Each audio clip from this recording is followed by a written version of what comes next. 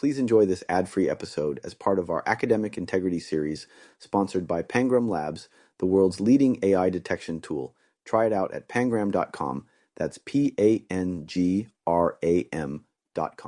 Welcome back, everybody. It's your time to Ed Up on the Ed Up Experience podcast, where we make education your business. This is Elvin Freitas, co-founder of the Ed Up Experience.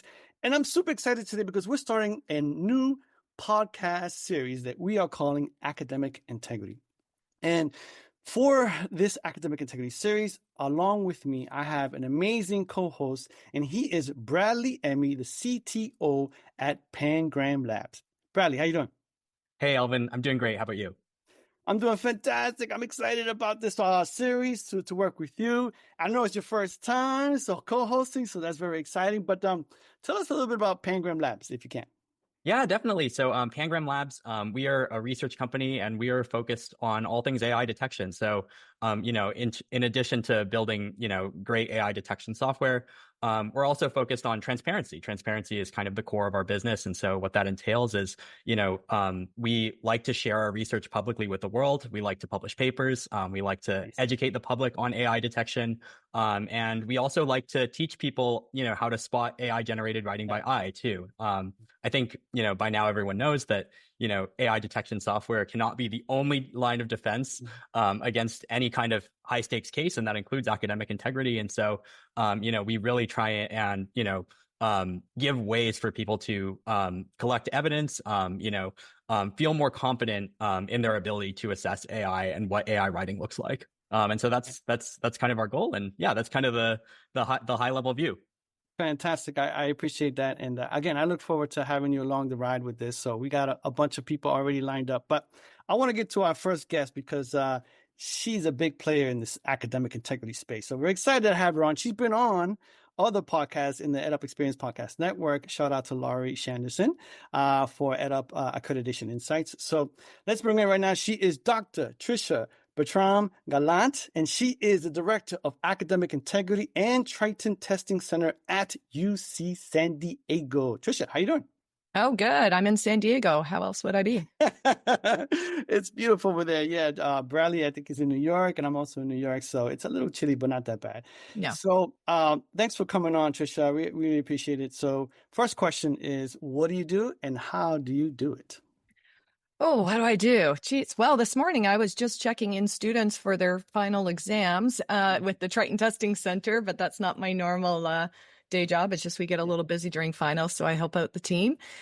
So Academic Integrity Office at UC San Diego, one of the first in the nations, not the first, but one of the first 5, I would say. And I started here in 2006 as the only academic integrity coordinator and grew the office. And so my team here manages cases. So the faculty have to report all suspected integrity violations to our office. And we also so we manage those cases. We meet with students. We do resolution meetings. We organize we call them reviews, but hearings for contested cases. But we also do a lot of preventative education, of course, and we do a lot of after education. So what we're perhaps most known for is all of the work we do to help leverage the cheating moment as a teachable moment, because we believe students are humans. They're going to make mistakes. We're an educational institution. It's our job to help people learn from error and be okay with error and be okay with messing up, as long as you learn from it and choose to grow from it. So that's what we do on the Academic Integrity Office side. On the Triton Testing Center, we host students who have to test outside the time and space constraints of the classroom. So students with accommodations, students doing makeup tests, maybe our athletes who this week during finals week are off in the March Madness and we'll have to test, do their final exams next week probably. So we'll host them. And we also have our computer-based testing facility where class instructors send their entire classes to take their tests with us. There's all sorts of good reasons for that, including degree integrity, which we can dive into if you're interested. Yeah. So one thing I want to ask, a quick follow-up before I ask my question is 2006. So how was it like to start in 2006 when you were 18 years old? Yes. Well, 18 years old and interviewed for the job 3 or 4 days before my dissertation defense. Wow. So yeah, I was primed and ready to go. There were not that many academic integrity jobs back then. Yeah. There still aren't enough. Yeah. There's very Good few call. universities that have offices like mine. And I did my research on academic integrity in my dissertation. And so it was just serendipity. Wow, that's great. So before I hand it off to Bradley, we're going to try to ask everyone the same question on this academic integrity series. We're talking about academic integrity. So Tricia, how do you define academic integrity? Well, I use the International Center for Academic Integrity's definition, so you might get this from a few people. Yeah. But the way I phrase it is the courage to uphold honesty, fairness, respect, responsibility, and trustworthiness, even when it's difficult to do so. And so that definition, you'll notice, has nothing to do with academics per se, right? And that's part of the lesson that we're trying to convey is that, look, this is integrity. This is about being a person of your word. It's about being honest and, to use Bradley's term, transparent in the things that you do. And that we need that for democracy. We need that for a culture of trust within organizations. And so really academic integrity is just training ground for students to say, look, this is why it's important to do this in school and why it's going to be important for you to do this as a professional and a citizen. Yeah. Go ahead, Bradley. Amazing. So for those in our audience that don't know, Tricia, you had a book come out last year called The Opposite of Cheating. So maybe we can just start there with kind of what inspired you to write the book and, kind of where did the motivation come from? Mm-hmm. Well, what inspired me, I guess, is that we got an email. David Rettinger, my co-author, and I got an email from Jim Lang, who's one of the series editors for Teaching, Engaging, and Thriving in Higher Ed series, was with a different press at the time, is now with University of Oklahoma. And he said, hey, do you guys want to write a book about this? So that's how I got inspired, is I got asked by Jim Lang. And if for the people that know Jim, he's fantastic writer and has written some great stuff, and any chance to get to work with him as an editor, you're gonna jump at it. It's my 5th book that I've done either as an editor or co-author or author. And I love writing books. They're less formulaic than journal articles. I'm not a big fan of having to write journal articles. They bore me. But books, you can explore the topic from like whatever angle you want and kind of take whatever format you want. And the series, the Teaching, Engaging, and Thriving series, is meant to be a practical books for instructors, really, that is based on theory and research.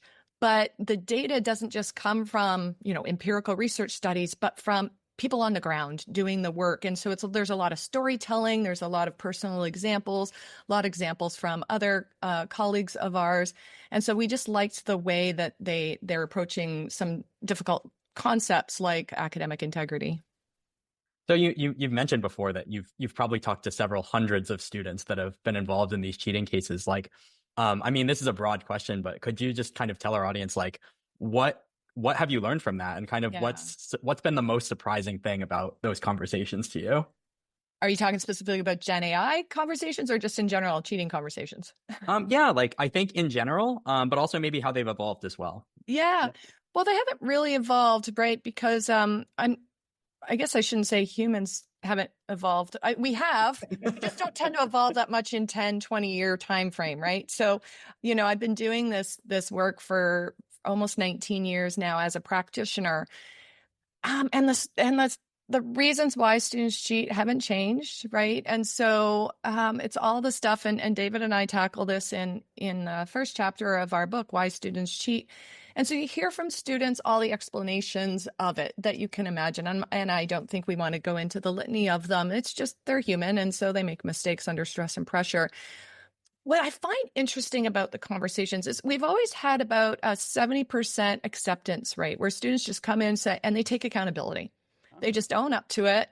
And I'm super impressed with that because they don't have good role models out there in society of people who take accountability for messing up. And so the fact that happens, I don't know if we can take credit for that, but I think it's because of our approach, right? We're like, you messed up. It's okay. We're not going to kick you out of school because you made a bad decision at 2 a.m. But we do want you to learn to make better decisions at 2 a.m. or preferably maybe you shouldn't be up at 2 a.m. making decisions. That might be the other thing. And so I'm really impressed with them. And so a lot of times I'll have students tell me all the reasons why they cheated, but then they'll say, like, I'm not trying to offer excuses. I'm just trying to help you understand. And I always say I appreciate that because look, context matters, and you being able to identify what led you to that bad decision is actually a good thing. That's some critical thinking, some critical reflection. And so now you'll know, like, maybe you'll start to learn your habits and your tendencies, and you'll be able to mitigate those yourself going forward. So I'm always okay for listening to that. And, I always say to students, like, yeah, people of integrity aren't perfect. They make mistakes, but the difference between people of integrity and people without it is that people with integrity say, I made a mistake, I messed up, and they choose to learn from it. So they don't make excuses. So you get pulled over by the cops because you're speeding. You don't go, oh, officer, oh, really? I was speeding? Oh, my goodness, I had no idea, right?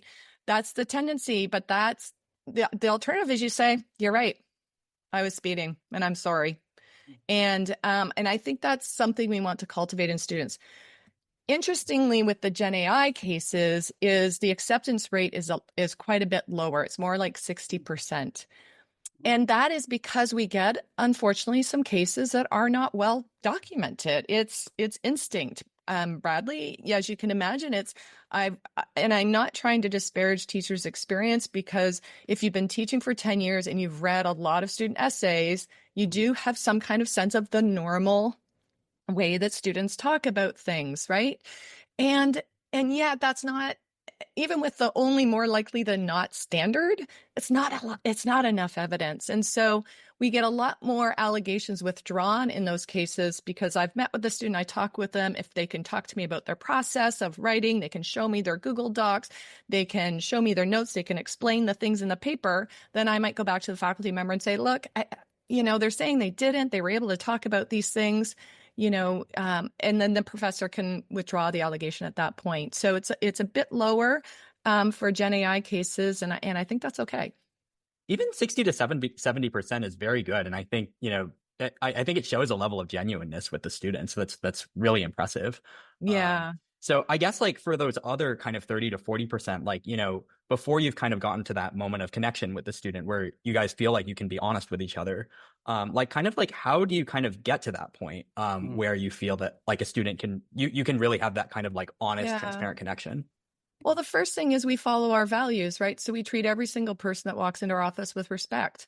I don't care if we don't know if they've cheated yet, right? But even if they have, I don't care if you've cheated once or twice. Maybe if we're getting on our third time, I'm still going to respect you as a human, but maybe, here's not a good place for you at this moment in time. So the first thing I do is I make sure, like you all did before the podcast started, how do I pronounce their name, right? And so I'll look up how to pronounce their name. If I'm not sure, I'll make my best effort. I'll go out to greet them. I'll say them by name, and I'll say, hey, did I get that right? And they'll go, yeah. And sometimes they'll just go, yeah. And I'll say, but I didn't, did I? So how do you say it? And then they'll say it. And I feel students' defenses go down because I made the effort to connect with them as a human being. On our long walk back from the lobby, I asked them how they're, hey, it's Friday of week 10. How are you holding up? Like, this is a pretty stressful time of the quarter. Are you doing okay?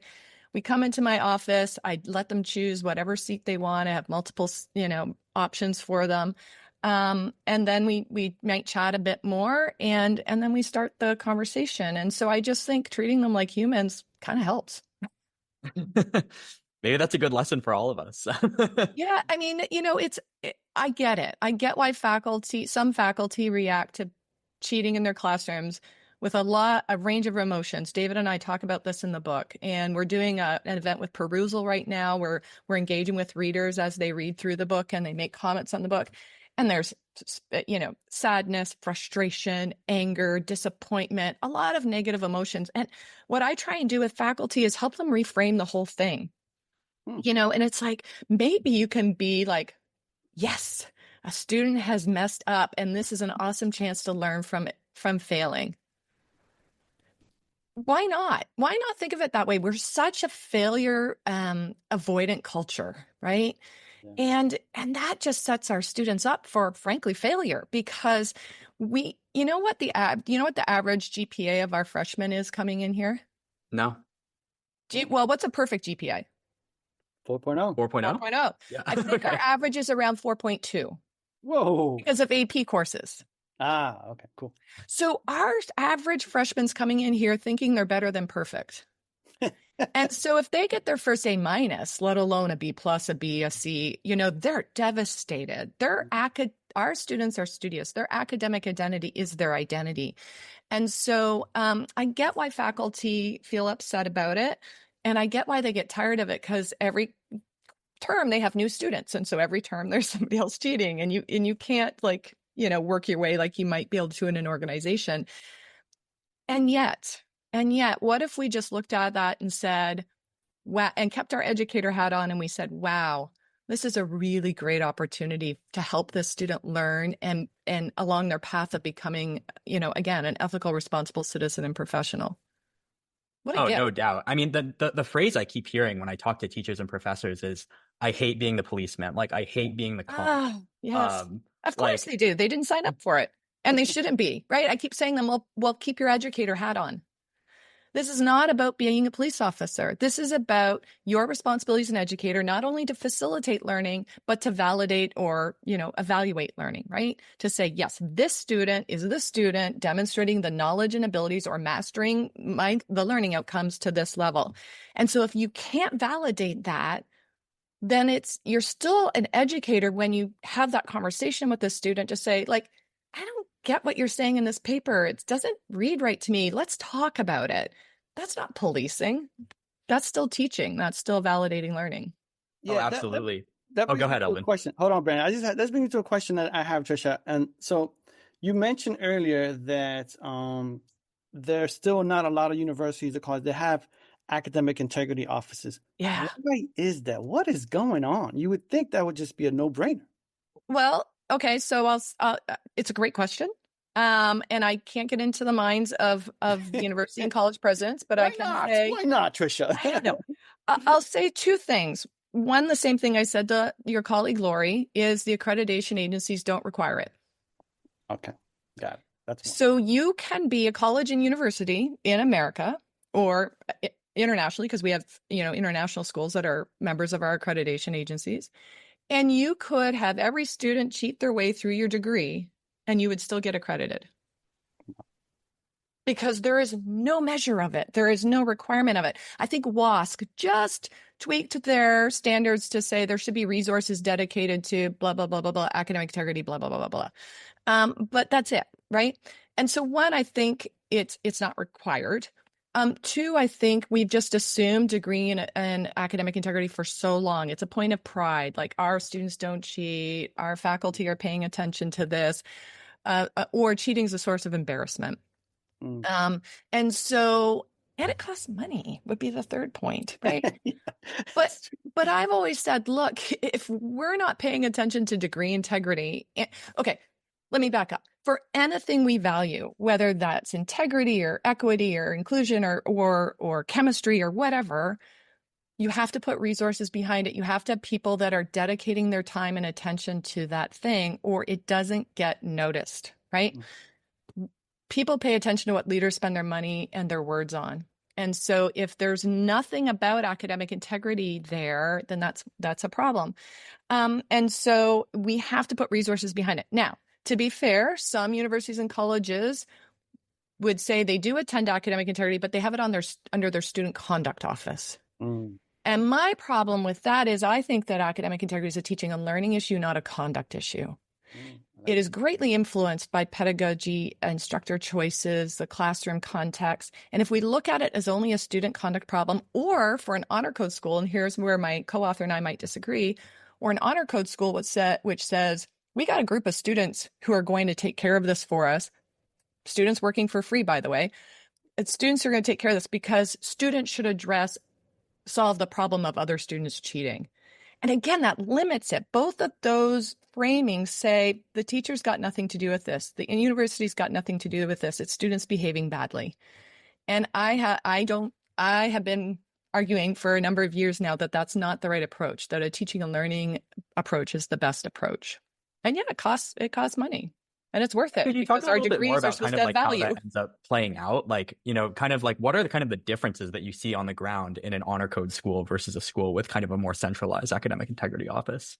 That's a great research question, Bradley. Actually, I don't know that I've seen any research which actually investigates. I mean, when I did my dissertation, I looked at 3 very different schools.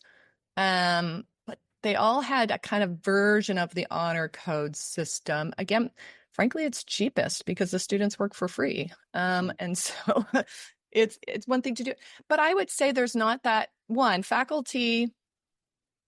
My office plays a role that I didn't mention before. I talked about preventative education, which sounds like it's mostly for students. I work a lot with faculty on my own, also with our teaching and learning commons to talk about how do you change your syllabi? How do you change your learning objectives? How do you change how you communicate about integrity, right? So we work on that instructional pedagogy piece of it. And Honor Council's not going to do that because they're students. They're not going to advise faculty on how they should teach better, right?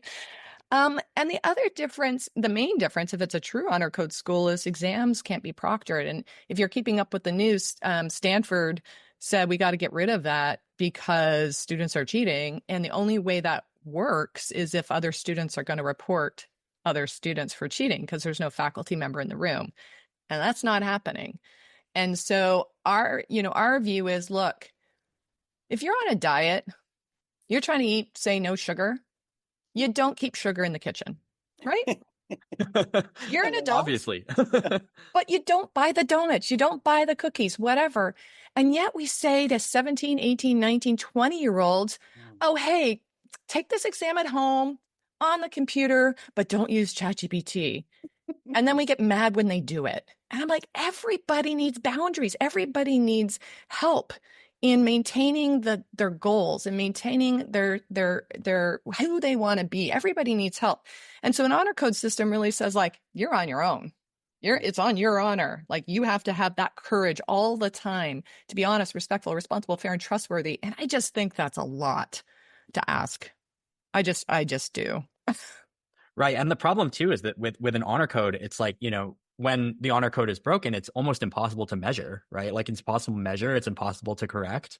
And so that research that we kind of hope is there, like, kind of just isn't. Well, yeah, I mean, it's difficult. Like, Don McCabe used to do this research where he looked at the culture and went, and we still do survey faculty and students. And then we could say, okay, at honor code schools, they said this, and at non-honor codes, they said this. But even Don McCabe said, look, it's not about the honor code. The honor code is supposed to be an artifact that represents an underlying culture. And so people think let's just implement an honor code and it'll fix the cheating problem. That's not how it works. And so every university and college should build the system that works for their institutional culture, but there's got to be, we say hashtag make it someone's job. It's got to be someone's job to pay attention to this, to keep up on all of the changes that are impacting academic integrity, to help faculty, to help students. It has to be someone's responsibility.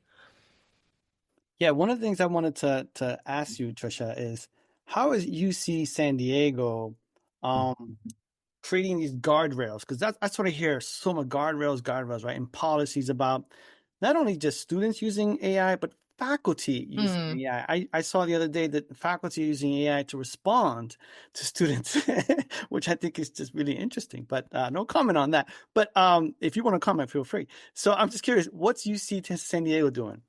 Yeah, so we, like many of my colleagues in academic integrity, believe that we do need some secure assessments, right? We cannot graduate people. We cannot certify someone as having the knowledge and skills that is represented by a bachelor's in math or whatever, unless we've had some secure assessments, unless we say, Elvin was a student enrolled in my class. He was a student who demonstrated the knowledge and abilities. And with tech going the way it is, with deep fakes and just everything, that makes it super hard to do any remote secure assessments. And so I've been saying, like, I think online learning is going to continue, but I'm not sure online assessment, at least not secure assessments, will continue. I'm not sure that that's a future that we're going to have. I'm actually Yeah. So what do we do differently? So some of the guardrails we put up is, one, we have our Triton Testing Center. And so included in that Triton Testing Center is our proctor pool. So we hire massive numbers of undergraduates. We train them on how to proctor, and then faculty can ask for a couple of proctors to help them out in their classroom. If they're trying to employ all the best academic integrity practices, say with a paper-based exam, like spacing students out, assigning seats, all that stuff's hard to do without labor, right? Without human resources. And so we'll send them out some proctors. And I always get the comment that our proctors are way better than the teaching assistants and the professors themselves, because they actually have been trained and they do their job. They don't sit on their computer during the exam. They actually walk the room. And then the other thing we do is our computer-based testing facility. So this is modeled after the University of Illinois Urbana-Champaign. I can't take credit for inventing this. Faculty there created a system called Prairie Learn, which is a much better assessment platform than, all the LMSs like Canvas and Brightspace, and they all have quiz features in them, but those systems weren't designed to give secure assessments, right? And so Prairie Learn helps faculty give secure assessments in one way, which is that helps them, individualize the assessment. So you don't have to have a 400 question bank. You give it the root of a question and it generates multiple versions for you. And so that means students can test asynchronously. So you don't have to test your entire class at 8 a.m. on Tuesday just because your class is scheduled for 8 a.m. on Tuesdays. And so students schedule their tests with us. They come in, we check their ID, we make sure they don't have any unauthorized aids on them. The computers, of course, are totally locked down. And so they're secure in that sense. And because they're individualized tests, it also allows for mastery-based assessment, which means if a student didn't, achieve the mastery level that they wanted the first time around, they could take it again and again and again. And we know that mastery-based assessments closes equity gaps, particularly in STEM. So my thing here is that we can do integrity, we can do privacy, so we're not using third-party proctoring services. We can do equity, we can do all of these things. And so what's coming up for the University of California is that we are hopefully starting an official task force across the system. I've been running an unofficial one for the last year and a half, where we're going to set up assessment centers like this at every single campus, and then hopefully, if anybody's listening from Cal State or the community college system in California, hopefully set up like an articulation agreement with our sisters. And so any California student would be within 45 minutes, say, of a testing center so that they could take their secure test. And so now we've got access. So now we've got equity, access, integrity. It hits all of the buttons. That's amazing. I think securing the assessment is kind of a no-brainer from the people that are actually on the ground. But I think you hear a lot from people that, when they say they're going to use plagiarism checkers or lockdown browser or whatever, a lot of people are very resistant to this. A lot of people are saying this undermines trust between students and teachers. Yeah. This creates a culture of surveillance. What would you say to those people? Well, you know what the definition of surveillance is? No, or I guess what would your definition be? Well, literally, the dictionary definition is close observation, then a comma, especially of criminal activity. So if we just leave out that last part and we just think about close observation, when did that become a bad thing in education? I find it so fascinating that we're okay. I mean, people are okay with sending all their data from their smartwatch, all my health data to Apple. Apple has all my health data. We're constantly throwing away our privacy and allowing other organizations to closely observe us at the airport because we feel like there's some benefit to us, right? Why is it that in education, we feel like close observation does not benefit the students? One thing that honest students hate more than anything else, other students cheating. One of the biggest reasons students start to cheat is because they think everybody else is doing it. Once assessments are secure, students are like, whew, I don't feel like I have to cheat to compete. So why is it so wrong? So I want people to keep the educator hat on, not the police officer hat. And that includes when we think about closely observing students who are demonstrating their knowledge and abilities is okay. Apprenticeships. Like, this was the origin of education, right? Mm. Yes, it looks differently now because we've industrialized education and we've got 600-person classrooms, and close observation can't maybe look the same. Although I've got engineering faculty here who have managed to scale up oral assessments, so things are possible. So that's what I'd say to that. And I would add, we shouldn't secure every single assessment. Let's not go crazy here. Most of our assessments should be formative. They should be helping students learn the material. They should be helping students practice the material. And those summative assessments that are secure should be so intricately tied to those formative assessments.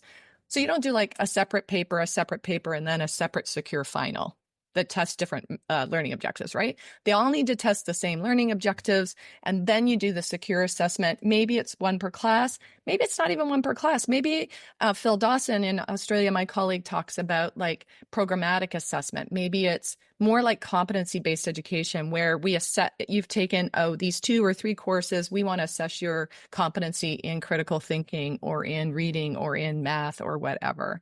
So I just think we need to think about, how do we closely observe for a variety of reasons that are all beneficial to the students. This is not anti-student.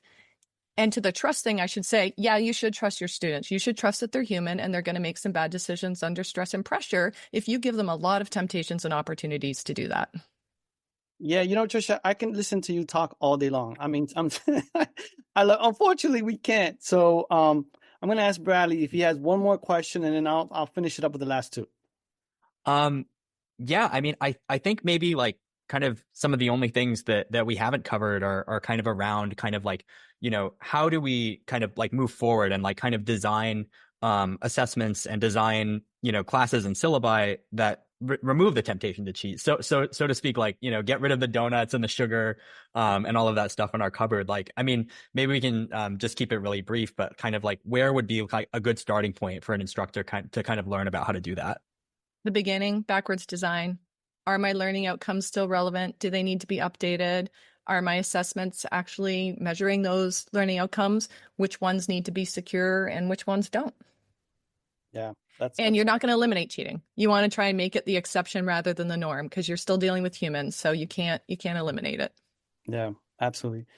Great question there, Bradley. And so to finish off, Tricia, last 2, is there anything that we missed during the conversation that you wanted to talk about? The answer is no. Good. Yeah. And the last question is, and we're going to ask everyone this question as well. So we're going to ask 2 questions, one at the beginning and the end.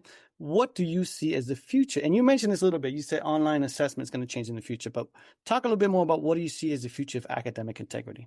So this answer is going to be super short because it's going to be a teaser. So right now I'm working on a monograph with 2 other authors for Cambridge Elements, who are doing a series on generative AI in education. And of course, my monograph's on academic integrity. And I don't know if you all have heard of AI 2041, a book that came out in 2021.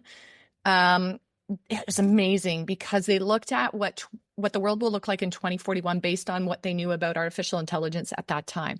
And so they tackled business and healthcare and war and education.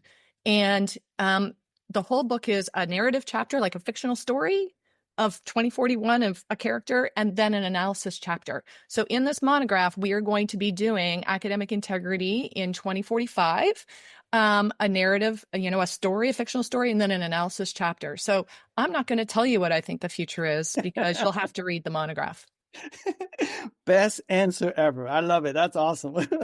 Well, this has been a fascinating conversation. Thank you so much for your time. I want to first thank Bradley. This was great. You were wonderful for your first co-host. Thank you for having me, Alvin. I really enjoyed it. Yeah, it was great conversation. Great questions. Appreciate it. So thanks again, Bradley. And I want to outro you, Dr. Tricia Bertram Gallant, Director of Academic Integrity and Triton Testing Center at UC San Diego. Thank you so much, Tricia. I really appreciate it. Thanks for having me. Ladies and gentlemen, you've just erupted. Thank you for listening. This episode is part of our Academic Integrity series, sponsored by Pangram Labs, the world's leading AI detection technology. Try it out at pangram.com. That's PANGRAM.com.